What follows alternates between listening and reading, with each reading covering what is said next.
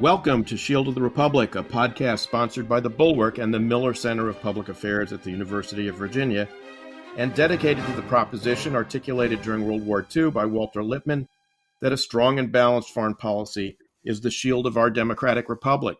I'm Eric Edelman, counselor at the Center for Strategic and Budgetary Assessments and a Bulwark contributor and a non-resident fellow at the Miller Center, and I'm joined, as always, by my partner in all things strategery, Eliot Cohen, the Robert E. Osgood Professor of Strategy at the Johns Hopkins University School of Advanced International Studies and the Arleigh Burke Chair in Strategy at the Center for Strategic and International Studies here in Washington. Eliot, how are you? I'm doing just fine. Let's see. The biggest news, I just published another piece in The Atlantic about why it's time to stop talking about talking. And then there's a riff on baloney realism, but we can talk about that some other time because the more important thing is our guest, Bob Lieber.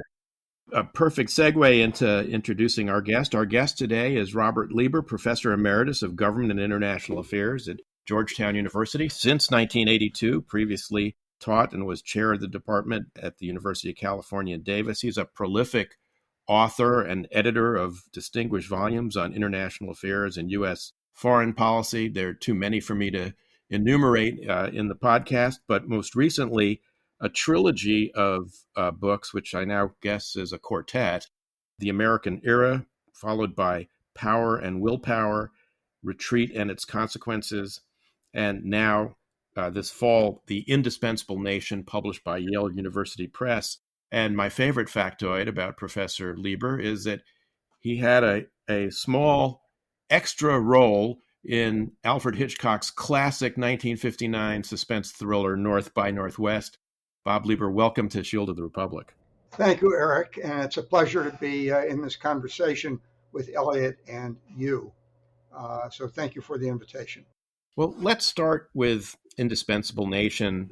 You describe the kind of contested, what I've called in the past, the contested primacy that the U.S. now enjoys. It's no longer the sole superpower the way it was at the end of the Cold War, but it's still essential to what we call the rules-based international order.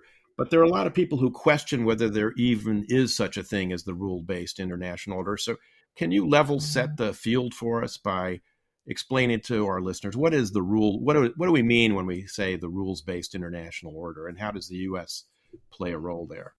Sure. Like a lot of terms in world affairs, it's subject to different meanings. But in my mind, it has to do with the interaction among countries in the world to maintain some sort of civilized, viable set of relationships for the conduct of diplomacy, economic exchange, cultural exchange, tourism, traffic on the high seas, air traffic, and everything else, the normal interactions of daily life. Right now, there are 3 major countries and a number of smaller ones who are revisionist powers. Most importantly, China, a growing superpower in its own right, which really seeks to change that, if you want to call it world order or set of arrangements, to shift it in its own direction, which reflects a desire for tribute states around it, a la the old Chinese empires of the distant past, but also its predatory role, not only in economic and trade matters, but in its relationships with other countries. Russia, too, as you see, in its invasion of Ukraine and its efforts to enlarge its influence or either indirect or direct control of so many of its neighbors, is seeking not only to restore the territories controlled by Stalin's Soviet Union and his successors, but those of Imperial Russia. The U.S. for 7 decades was critical in creating and sustaining the kinds of institutions we take for granted. The United Nations, for instance, the IMF, the World Bank, the World Trade Organization, the World Health Organization, and too many others to name. But it's also a mistake by some people who are big on world order to assume that world order has truly constitutional characteristics. The best rejoinder to that is in a film that came out about 20 years ago, replete with black humor called Team America World Police, in which there was an incredible scene. It's all done by marionettes, in which a character represented by Hans Blix, who was then head of the UN agency required to inspect for nuclear weapons in violation of all kinds of international treaties and agreements, goes to see the dictator of North Korea. And he comes in to see the dictator, and he wants to inspect the dictator's palace. And the reply is no. So Hans Blix and the North Korean leader says, in effect, what will you do if we don't do this? He says, well, if you don't comply, we will write you an angry letter. So the North Korean beckons Hans Blix to step forward a few steps, pulls a lever, and drops Hans Blix, the marionette that is, into a pool filled with sharks who go about tearing him apart. It's a sad reflection of the fact that international order is not self-sustaining, and that without the indispensable U.S. role, there really is no institution or other country that can do what the U.S. does. World affairs would still continue without the U.S. by definition, but it would be far more of a dog-eat-dog world than it already is, with predatory economic behavior, terrible reductions in human rights and democracy, reduced prosperity, more likelihood of pandemics, wars, and so forth, or at best, breaking up into regional power blocks of the kind of thing we saw before World War I, making war even more likely. Bob, could I just follow up on that for a moment? You know, you're somebody who's written for a long time about American foreign policy and who knows its history, particularly its modern history, well. Isn't it the case that there have always been people who have been pushing back at the notion that the United States should play this kind of role in the world? And I was wondering if you could give us something of a historic perspective on that. Do you think the kinds of people and the kinds of arguments they make have really changed since, you know, the days of the first America Firsters back in the early 40s? Wait a minute, Eliot, I want to make sure I know what argument we're talking about. You mean my remarks about those who advocate a continuing indispensable or leadership role for the United States, or those who argue against it? I'm actually interested in those who are against it, because it seems to me, you know, the argument that you make was indeed the dominant argument for quite a few decades, but there's always been pushback against it. There has always been pushback against it. Woodrow Wilson was reelected in 1916 with the argument he kept us out of war, i.e. World War I. A year later, Wilson summoned Congress in April 1917 to declare war on Imperial Germany. In the 1920s and 30s, a vigorous, dogmatic, and conspiracy-oriented anti-engagement, pro-isolationist movement emerged with very atavistic elements and intense anti-Semitism as part of it. The myth in the U.S. was that it was the arms merchants who had lured us into war, and so on and so forth. In the 1930s, that took the form of the kind of movement that Lindbergh, the great flyer, was in, that called for the U.S. to stay out of World War II. And Lindbergh himself was contaminated by his association with Adolf Hitler, who gave him various awards and things. The Congress of the United States had to renew draft legislation that passed the House of Representatives in the autumn of 1940 by one vote, thanks to the role of the Speaker of the House, who sort of put his thumb on the scale, even though most of continental Europe was already occupied by the Nazis and the Japanese were running wild in East Asia. So there have been those pressures all along. And after World War II, there was a strong element in the Republican Party led by Robert Taft. The 1952 Republican presidential nomination was really a fight between Taft and Republican isolationists. And Taft had opposed the creation of NATO in 1949 versus Eisenhower and Republican internationalists. Eisenhower prevailed. Among the Democrats, the progressive left at various points in its various incarnations has often called for America to come home, and as I say, in various forums. But there has been a strong isolationist element on the left and right of American politics and among populists. And in the last 2 decades, a kind of an academic current of that, the so-called academic realists and their policy friends and some think tanks who make the argument that America should follow a policy of restraint, that we can pull back, even withdraw from our commitments in Europe, Asia, and the Middle East, that those regions will be just fine without us because local countries there can always get together to balance against a great power threat. And if things really get badly out of hand against our interests, we can always intervene. That makes no sense in the world as it is. And above all, it deprives those actors of agency. To assume that if we withdraw and we're nice to the Iranians, Putin, and the Chinese, things will change is nonsense.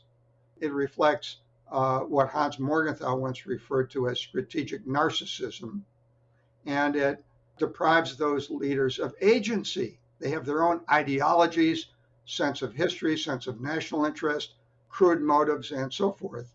And this comes back to why it is essential that the U.S. remain actively engaged, not necessarily in the same way we did a generation ago, because we don't have the same relative advantage versus our competitors, but there still is no country with the combination of the assets that the U.S. brings to the table geopolitically, economically, and even in terms of our much beleaguered values. Bob, I want to come back to the question of so-called realism, not least because you studied with Hans Morgenthau, one of the founders of the realist school of international relations. His classic textbook still actually bears reading, in my view, today. I've got some of them on the shelf behind me.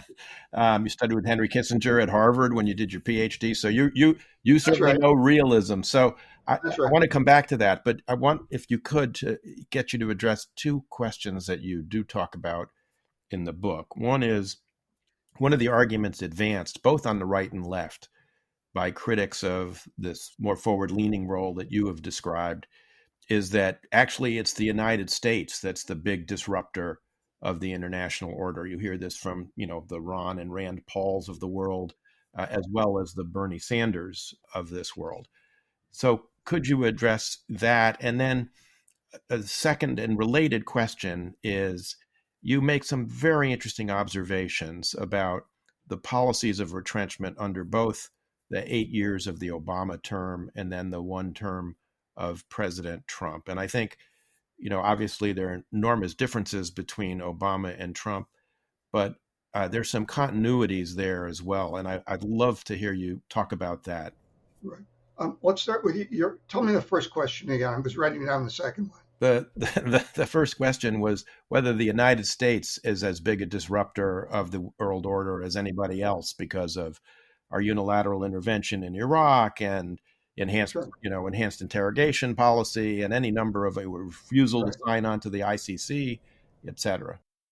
Let me begin by saying the U.S. is very imperfect. The U.S. has made, American leaders have made major mistakes in foreign policy. But you have to ask the big question, compared to what? The fact is that without the United States, the world would be far nastier, far more dangerous, far poorer, and far more ugly in many respects. No other country can do what we do. Part of this is explained by a collective action problem. Now, as a thought experiment, imagine on February 24th of this year, if the Biden administration had did what the Obama administration did in 2014, when Russia basically, to be blunt, invaded Crimea, took over Crimea through covert and overt means in combination, hybrid warfare, and sponsored and behind the scenes led an outright invasion of the Donbas region of eastern Ukraine. At that time, Obama called for the world to stand up, the international community to stand up. He did the same thing when Assad of Syria crossed his red line in 2013 about the use of chemical weapons. In both cases, the international community should step up. Well, the international community doesn't step up of its own volition. If you are Denmark or the Czech Republic or France or Britain, do you want to be out there all by yourself against a Russia that has nuclear weapons, a proclivity to undertake the most brutal actions, both overt and covert, without the backing of the United States with its unique capabilities? No.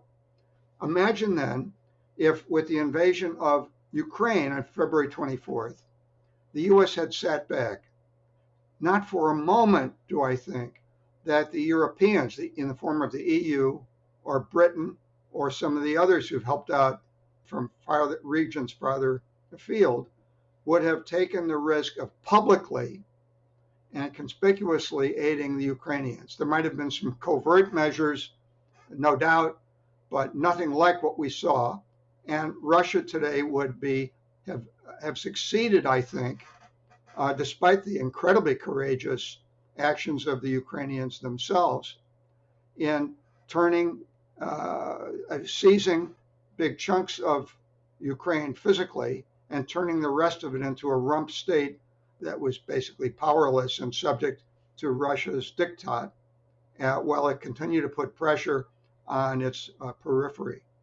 One might also ask why it is that Latvia, Lithuania, Estonia, the Czech Republic, and others were eager to get into NATO. We didn't twist their arms, they twisted ours, precisely because they knew what it meant to live next door to the Russian bear, or for that matter, Germany on its other flank, based on historical experience. Again, the U.S. role is indispensable. In that sense, we are not the disruptor. Was the Iraq War a mistake? I'm talking about the 2003 war. Well, we can relitigate that, refight it. Things looked a lot different then, when decisions were being made on a 60-40, 51-49 set of choices, with the future uncertain and based on what was thought to be valid information in the case of Colin Powell, but turned out to be inaccurate. But policymakers have to make those choices amidst uncertainty. You know, Bob, I very much agree with that assessment of Iraq. Eric and I have gone back and forth about it. I think he takes a somewhat harder line than I do. But I guess the angle that I'd like to just draw you out a little bit more on that one is, you know, some people have suggested that the experience of Iraq and then later Afghanistan, which culminates in a, you know, extremely disorderly and I would argue disgraceful unilateral fleeing from the country, really kind of fatally undermined America's self-confidence and also its standing in the world, and thus its ability to act as the indispensable nation. Would you agree with that? Or to the extent you agree with it, how would you qualify that? I agree with it up to a point. I would qualify it. And let me say there were some analogies between the shocking abandonment of his own red line in Syria by Obama in 2013. A year after Obama had warned if the Syrian regime used poison gas, they would be crossing a red line. And the implication in world affairs, when you say something like that, it means there will be consequences. Instead, he fudged. The line was not crossed. The same thing, in a way, happened, but much worse, with the chaotic August 15th withdrawal from Afghanistan, in just awful circumstances, and without even the agreement of America's key military leaders, who were almost all opposed to it. In both cases, although these were very different cases, in both instances, the rest of the world drew the conclusion that the U.S. was pulling back And I think what that did was encourage revisionist powers to believe they could become a great deal more less risk averse and more risk acceptant. I think you can look at the actions of Russia in seizing Crimea a year later, of the Chinese in beginning to militarize islands and inlets in the East and South China Seas, and the Iranians and their policies with their proxies and their neighbors were all, I think, encouraged to do that on the grounds they thought the U.S. would be less inclined to push back, which was an accurate reading. Same thing that happened perhaps unintentionally on Biden's part. Biden came to office writing before the war in foreign affairs and then speaking immediately, before his election in 2020 and afterward initially about the need and importance of the U.S. resuming a position of global leadership. But the implementation of it has been very iffy. So then in the case of Afghanistan, in August of last year, it again had sent a message throughout not just the Middle East, but elsewhere. Was Putin in the Kremlin saying to himself, look, if the U.S. did this in Afghanistan, and before years earlier, Obama did that in the case of Syria, I think I can push into Ukraine. I can push the envelope in ways that might not have been possible before, but the U.S. is clearly pulling back, reducing its world role, and of course, encouraged perhaps also by those within the U.S. Who called for the end of endless wars, the end of the expenditure of blood and treasure, and the rest of it. Now, again, this is a simplification, but I think the overall argument has a lot of merit and helps to explain behavior by the countries that are, to be blunt, our adversaries. Bob, let me draw you out a little more on this because there is a kind of bipartisan element to this as well. Again, this goes back to the Obama-Trump comparison. So Obama, withdraws from Iraq at the end of 2011, only to be forced to go back in both to Iraq and Syria in 2014 because of the rise of ISIS. Let me interrupt there just because sometimes to go from generalizations, go down into the weeds a little bit, helps to illustrate that point, and why you sometimes need to unpack these things. In the case of Iraq, Obama was unwilling to push hard for the U.S. to leave at least a token force of American troops and advisors there in a non-combat but advisory role. Correct. U.S. military leaders had wanted 15 or 10 or even 5,000 troops. The then Iraqi government did not want to agree to a status of forces agreement. But ironically, in 2014, when Obama was forced to return, I think the fourth or fifth American president in a row who was forced to re-intervene, he did so without a status of forces agreement. Exactly. The point being that the mere presence of even a modest amount of troops, therefore air power and advice and intelligence, was a symbol of America having the back of a weak Iraqi representative government. That was lifted, and the moment we withdrew in December of that year, the then Iraqi president, who we had a role in helping to get in office, but was corrupt as they come, immediately purged his own government and created the circumstances that so weakened the country that ISIS could make the running in 2014. Right.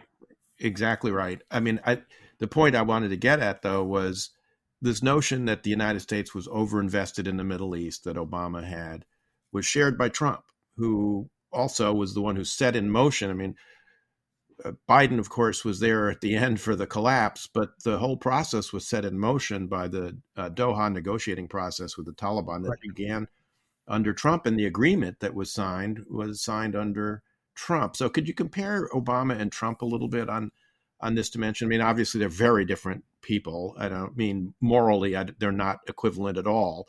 But there is, I think, a policy continuity that's important I think. And, Yeah, and just to pile on that, what's the significant, to the extent that Eric is right, and I think by and large he is, although I think I would disagree in that I think we were overinvested in the Middle East as opposed to the Indo-Pacific, and as it turns out, Europe. But to the extent that you agree with this argument that in some ways they are regrettably similar, where does that come from?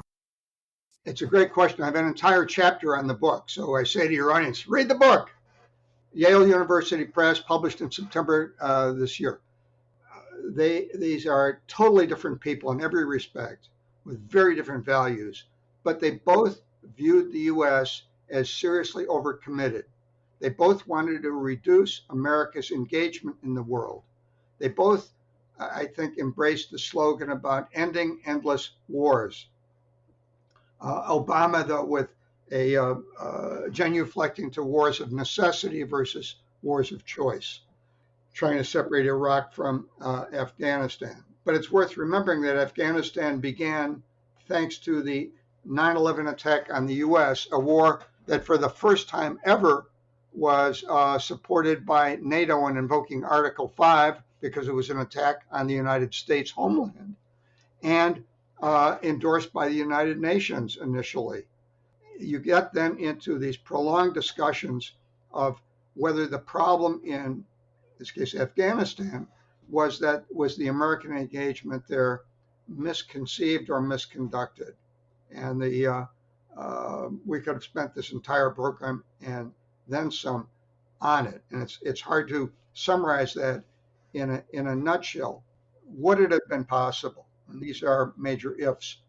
After the U.S., in the case of Afghanistan, knocked over the Taliban in a remarkable and economical use of American power, and after the initial U.S. invasion knocked off the Saddam and his army in a matter of a few weeks, again, in both cases, contrary to pessimistic expectations, whether we could have changed the nature of our engagement with much more emphasis on handing over to the locals themselves, letting them run things with our support and backing and encouragement, rather having U.S. troops and U.S. civilians on the ground in the substantial ways they were. It's a case to make whether it ever would have worked, or the nature of both societies was so dysfunctional that nothing would have worked, is a subject that will be debated forever, I guess. But in both cases, first Obama and then Trump wanted the U.S. ultimately to get the hell out. And even though by the time, especially Trump came to power, U.S. casualties there were absolutely minimal, just a handful. Yeah, and the reputational consequences that you described, Bob, that came with both of those decisions. Eliot. Yeah, so I guess the question I'd ask, though, Bob, is, I mean, as you say, Obama and Trump, radically different kinds of people, but they both came to the same conclusion, and they both acted on it, or very deliberately failed to act, which is a form of action. Does that tell us, was that just a blip? Or does that really signal that in some ways American political leaders are just not going to be willing to play the role in the world that you advocate, that I think it's fair to say Eric and I would support? Well, we go through cycles. There's been a lot of historical and diplomatic history writing about American cycles of engagement and withdrawal. You can certainly see it in the 20th century as well as the 19th, in the latter part of it. It's hard to say, though I think that in Trump's case, the populism and Jacksonianism tend to have a very nationalist, don't tread on me sensibility, but also I think a reluctance to get engaged if somebody attacks us. In the case of Obama, as well as Trump, I think it was a complete failure to appreciate the logic of collective action. Coming back to that problem, that the U.S. has capabilities that none of our other allies and friends have. And if you want to pull together sufficient backing, alliances, and so forth to create deterrence. I mean, the point of all this and the point of having a military is to deter others from attacking you or your friends. And deterrence requires the capacity for defense, and it includes the capacity to reassure your allies. And I don't think that either president understood that. And both of them overestimated, either in Obama's case, what the European Union or NATO could do, or the UN for that matter, and in Trump's case, not really caring that much about what the consequences elsewhere would be, and having a very narcissistic sense of America's role in the world, conflating America with himself and being very transactional in his relations with foreign countries. The thing that was unfortunate was that he went about alienating most of the Allied leaders, attacking them often personally with his quips and observations, deriding them individually, whereas he sought to engage in friendship people like Kim Jong-il and Putin and Xi and so on, which was very unfortunate, even while he did some things in foreign policy that were useful, beefing up America's defenses somewhat and putting intense pressure on our allies to pay more of their own fair share of shared collective defense costs. Those weren't the only factors, but they mattered. So let me, if I could shift the ground a little bit. You know, Eric, you said, you noted in your introduction that Bob had studied with Hans Morgenthau, with Henry Kissinger, and I have to say, you've always struck me as an extremely realistic kind of guy. So what happened to realism when it's represented by John Mearsheimer? He went off the deep end. I mean, Mearsheimer, I guess there's an interview in the latest issue of The New Yorker with him in which he says the most outrageous things. He's a very bright guy, but he has a worldview which reminds me of the French thing about it may work in theory, but it doesn't work in practice. In this case, blaming the 2014 invasion by Putin and the seizure of Ukraine on America. That's, to be blunt, crazy. It reflects a lack of willingness to come to grips with the reality.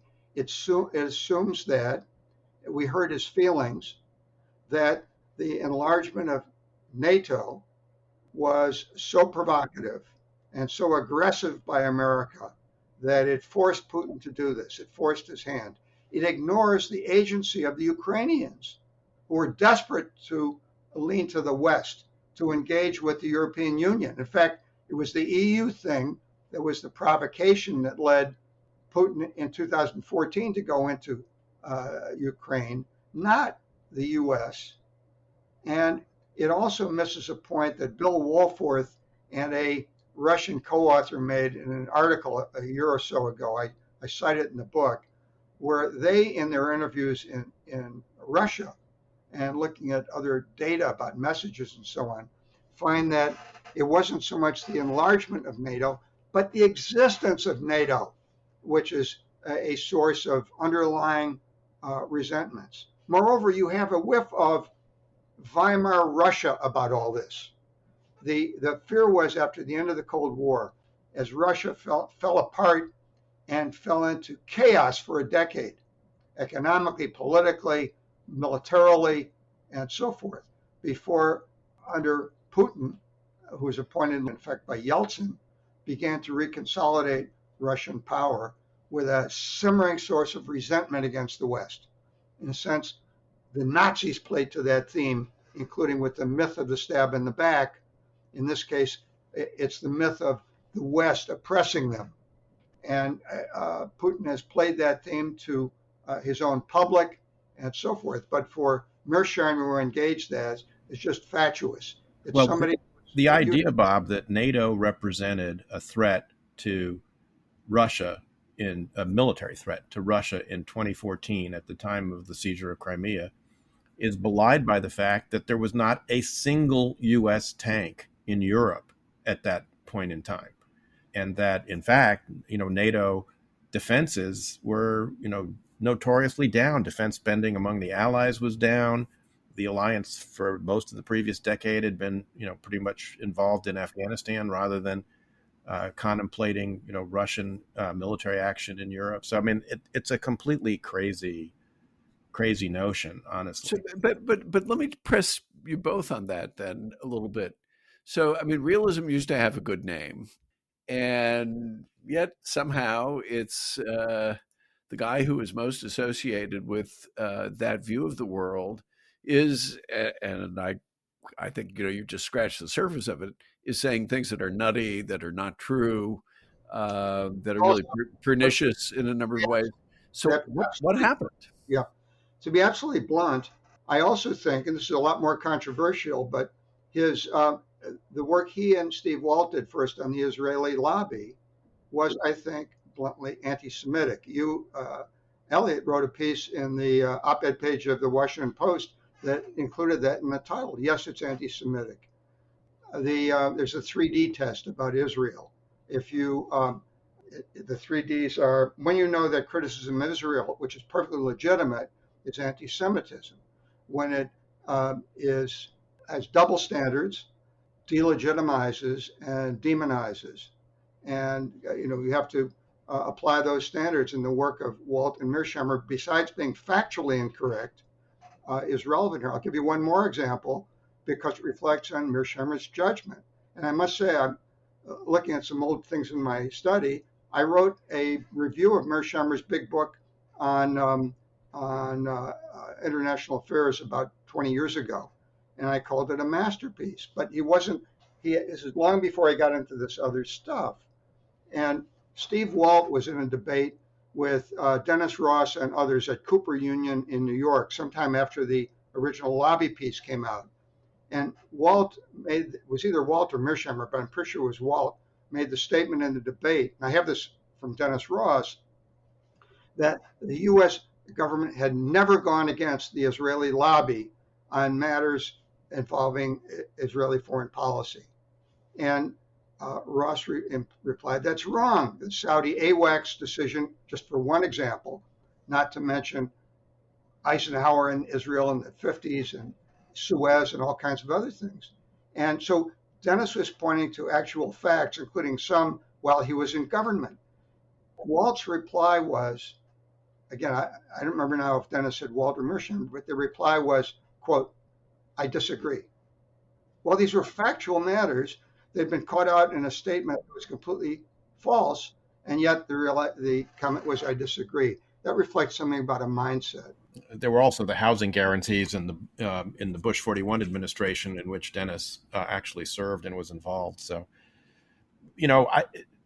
you, Bob, I think represent, and we're unfortunately running out of time. We've got really about 5 minutes left, but you represent, having studied with Morgenthau, Kissinger, Stanley Hoffman, other sort of giants of the field, you represent really a throwback to an older tradition. And I know this is an issue that Eliot wanted to get into. So I'll ask the question, and Eliot can, expand on it if he chooses to do so. But how does someone with your views and with your methodological approach, which is a really very old-fashioned approach to the study of international relations, that's grounded in history, not in formal modeling or quadratic equations or large N studies, and the analysis of the statistical correlations derived from those kinds of studies. How does someone like you survive in the academy? Eliot, do you want to add? Well, you put it very well, Eric. I guess I would only add to that, since I'm very much of the same approach and the same mindset. Okay, we've done okay, but what of the future? What of the next generations of academics? Because I'll be very frank that one of the things that I'm concerned about is I do think academics have a contribution to make to the discussion of foreign policy, the sort of the shaping of some of the underlying arguments. And one of the things I worry about is not just that a lot of these other approaches are wrong. Sometimes they are, sometimes they're not. But for the most part, they're just not particularly relevant to the making of foreign policy. So if you could answer that, but also talk a little bit about what the future is in the academic world, I'd appreciate it. That's worth an entire separate program. I'd be delighted to talk about it, and I'll try to do it concisely in just a couple of minutes. I think what's happened is you have what Steve Walt once referred to as the search, instead of the impulse for the jugular, the impulse for the capillary. That is to say, many of the academic disciplines, but it's especially true of political science and international relations, are doing more and more intense studies of less and less. Much of the same has happened in history, and it eviscerates them. I think the more interest, I guess I came to Georgetown in '82, and there's a creative synthesis between the government department and the School of Foreign Service, and with more and more joint appointments in ways I think that were very constructive, because policy schools have tended to be much too oriented toward hyperfactualism and the day's headlines. And departments of government and political science often off the deep end into the types of things Eric referred to quite accurately. So the existence of the two has tended to make the academics more relevant to the policy, more attentive to the policy consequences and relationship. And the policy people are writing more practical things, asking themselves, what's the broader long-term meaning or even theoretical influence of that? So it helps that I was at Georgetown. That's one. Number two, even there, the current is shifting. I don't want to go, I've been involved over the years in a couple of tenure cases where I've intervened in what I felt were decisions that were not made on academic quality. I think it's also the case that people like Kissinger, Jeane Kirkpatrick, Madeleine Albright, Joe Nye, and others would have great difficulty replicating their careers in today's academy. But it's also the case that political correctness and wokeness is pivotal. So many universities are now imposing the requirement, even for the hiring of physicists, that they begin their application from outside. Say there's a professorship advertised with a page statement about what they will do to facilitate or have done or are doing equity, inclusion, and diversity in their teaching. Well, that's great if you want somebody who's a brain surgeon or a physicist, but it doesn't speak to their quality and their thinking. So that's very problematic. I retired 2 years ago, but one advantage I have was that I was already department chair in California. And I think for me and for others who are still present here and there, but no longer so significant in their own departments and programs, it's necessary to have a foot in both camps, both to have passed the strictly academic rigor tests in terms of how academies are supposed to measure things like quality publication, journal publications, teaching, research, colleagueship, and so forth, as well as engagement in these broader issues. I had the advantage of being part of the immediate post-World War II generation in terms of my upbringing, and having mentors at the University of Wisconsin, at Chicago for a year, and then Harvard, who often bridge those differences. And that's much less common now than it was then. So that's a major factor too. I wish I could disagree with you, but I can't. Our guest today has been Professor Robert Lieber of Georgetown University. He's the author of Indispensable Nation and several other works already mentioned in this podcast. You will be able to find links to the books at Amazon that we've mentioned, along with Eliot's article about why it's important to stop talking about talking in the Atlantic, and a similar piece by your humble and obedient servant and my colleague David Kramer that appeared in American Purpose called Don't Go Wobbly on Ukraine. So with that, we conclude another episode of Shield of the Republic. I'm sure we'll try and have Bob Lieber back to deal with other issues in the future, because we got plenty of them on our plate. Please keep sending us your emails at shieldoftherepublic@gmail.com. We do read them. We've got some homework assignments from some of our listeners, which we'll endeavor to carry out. And please go on to Apple Podcasts or wherever you get your podcasts from and leave us a review and like us.